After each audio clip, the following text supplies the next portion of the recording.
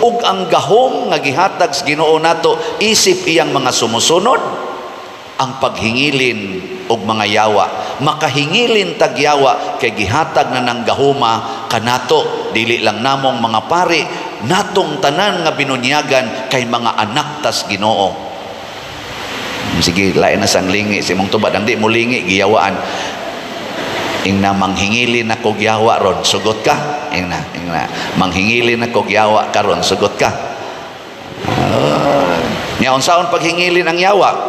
Tinaw kayo, gisunod dayon ni Kristo ang requirement aron makahingilin tag yawa. Nawa ha? Sa to, paghingilin sa mga yawa o giingnan sila. Ayaw kamo pagdalag pagkaon ni puntil, ni kwarta o bisan unsa, gawas lamang sa sungkod